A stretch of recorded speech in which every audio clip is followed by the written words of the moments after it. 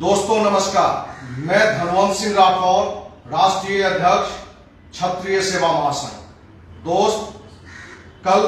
बिहार सरकार की कैबिनेट के द्वारा महाराणा प्रताप की प्रतिमा निर्माण फ्रेजर रोड में आकाशवाणी के नजदीक गोलंबर पर स्थापित करने की, वहीं महाराणा प्रताप की जयंती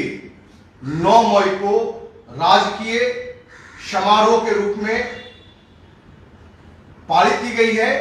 जिसको लेकर बिहार के माननीय मुख्यमंत्री सहित कैबिनेट के सभी सदस्य को क्षत्रिय सेवा महासंघ सभी देशवासियों की तरफ से, विशेषकर देश के सभी राजपूत समाज के हर सदस्य की तरफ से बधाई देते हैं। दोस्त, ये निर्णय या कैबिनेट से पारित ये कोई एक दिन का निर्णय नहीं है, एक दिन का अभियान नहीं है। वर्ष 1995 ईस्वी से क्षत्रिय सेवा महासंघ के बैनर तले एक नहीं 100 से अधिक धरना, प्रदर्शन, मुख्यमंत्री आवास मार्च, और आप सबों को पता है कि 8-9 अगस्त 2022 से लेकर 24 अगस्त 2022 तक अनिश्चितकालीन आमरण अनशन पर भी हम बैठे हुए थे, और महाराणा प्रताप की प्रतिमा की निर्माण की मांग को लेकर एक बार नहीं बल्कि बिहार के मुख्यमंत्री नीतीश कुमार को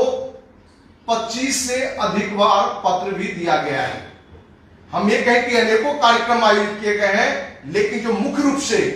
जो महाराणा प्रताप की प्रतिमा बिहार की राजधानी में, वो भी अश्वारोही आदमकद प्रतिमा स्थापित हो, इसको लेकर जो बड़े बड़े कार्यक्रम हुए हैं, जिसका हमने पूर्व में भी आपको जानकारी दी है कि वर्ष 2004 में 19 जनवरी 2004 ईस्वी को जब बिहार का मुख्यमंत्री राबड़ी देवी थी,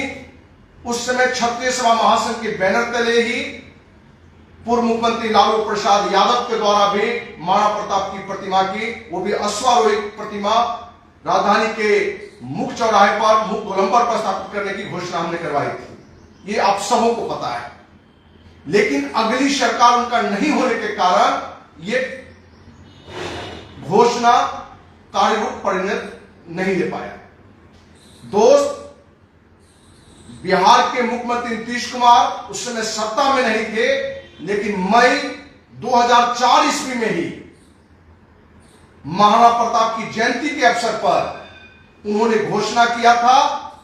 कि महाराणा प्रताप की प्रतिमा हमारी सरकार बनते ही हम तुरंत इसकी स्थापना, वो भी अश्वारोही प्रतिमा, और राजधानी के मुख्य चौराहे पर हम स्थापित करेंगे। चुनावी साल था,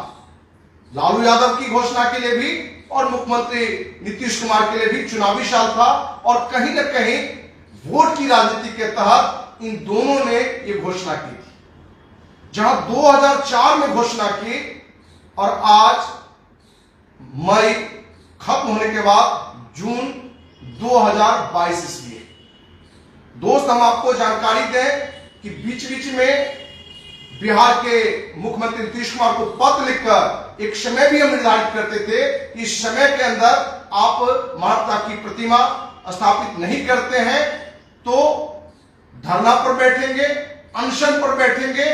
आपको नॉलेज में होगा कि हमने इन मांगों को लेकर मुख्यमंत्री आवास के समक्ष आपदा तक की घोषणा की थी, और जिस दिन आपदा की घोषणा हमने की थी, उसी दिन पटना के एसपी के नेतृत्व में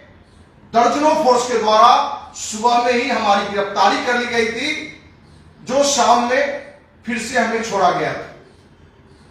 दोस्त, उस घटना के बावजूद भी हमने फिर से मुख्यमंत्री आवास मार्च का निर्णय लिया था, और चुनाव आयोग से, निर्वाचन आयोग की घोषणा के बावजूद भी जो तारीख हमने निर्धारित की थी, उस तारीख पर गांधी मैदान से मुख्यमंत्री आवास मार्च भी की थी। दोस्त, अभी 9 मई 2022 ईस्वी को भी हमने बिहार के माननीय मुख्यमंत्री को पत्र कड़े शब्दों में हमने लिखा था कि माननीय, आप समय दे देकर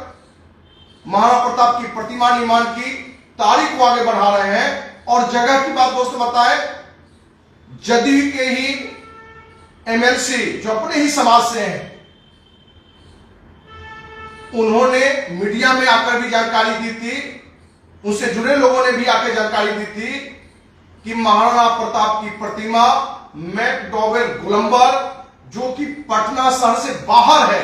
वहां महाराणा प्रताप की प्रतिमा स्थापित होगी। जब ये जानकारी हमें मिली तो हमने मुख्यमंत्री को पत्र लिखकर कि माननीय मुख्यमंत्री, आप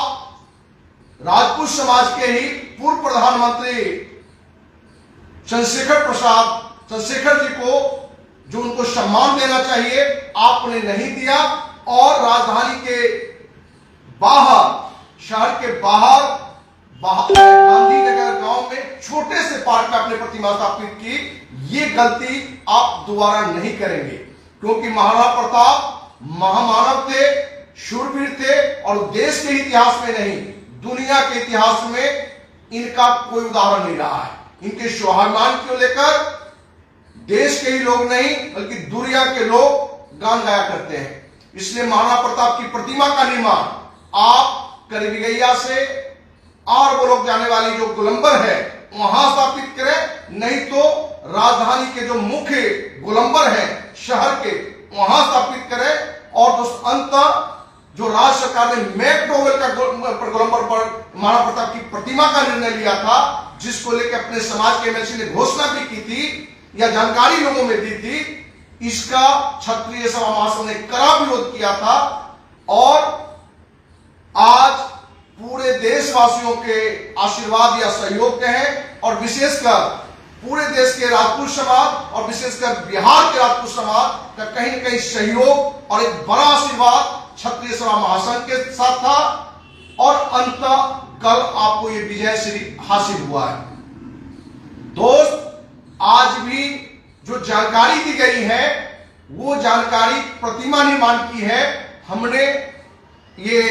आज अपनी क्षत्रिय सभा महासंघ की जो एक छोटी सी बैठक रखी थी, उसमें निर्णय लिया है कि बिहार के माननीय मुख्यमंत्री नीतीश कुमार को पत्र लिखकर ये भी जानकारी देनी है कि माननीय उनकी प्रतिमा नहीं बल्कि अश्वारोही आदमकद प्रतिमा आपको बनाना है, क्योंकि महाराणा प्रताप महामानव थे। उनका जो देश के लिए जो त्याग था, जो मिसाल था, उसी के तहत उनका एक बड़ा और वो भी अश्वारोही आदमकद प्रतिमा बने, न कि सिर्फ आप प्रतिमा बनाए। और हम उम्मीद करते हैं कि राज्य सरकार देर से ही जैसे दुरुस्त आई है, इनका जो प्रतिमा भी बनेगा वो अश्वारोही आदमकद प्रतिमा एक ऐतिहासिक बनेगा। और तब ये लगे कि माननीय मुख्यमंत्री देर से ही सही एक नेक काम उन्होंने किया है। दोस्त, हम ये कहना चाहेंगे कि कोई भी सत्ता में हो, वो एक बार आपकी लड़ाई में नहीं झुकता है, तो आपका काम है निरंतर प्रयास करना। और आज क्षत्रिय सभा महासंघ आपके सामने कमिटमेंट करता है कि जिस तरह से महामानव महाराणा प्रताप के प्रतिमा के लिए राजकीय समारोह घोषित करने के लिए 28 साल तक, वर्ष 1995 से 28 साल तक निरंतर लड़ाई लड़ता रहा, धरना प्रदर्शन अनशन के तहत आपको आज विश्वास दिलाते हैं कि महामानव सम्राट पृथ्वीराज चौहान के लिए भी बिहार की राजधानी पटना में आदमकद अश्वारोही प्रतिमा स्थापित हो। इस मांग को लेकर लड़ाई आगे जारी रहेगी और इस उम्मीद के साथ कि सभी देशवासियों का, समाज के हर एक व्यक्ति का सहयोग क्षत्रिय महासंघ को मिलेगा। इसी उम्मीद के साथ जीत भी मिलेगी। जय हिंद, जय महाराणा प्रताप, जय पृथ्वीराज चौहान।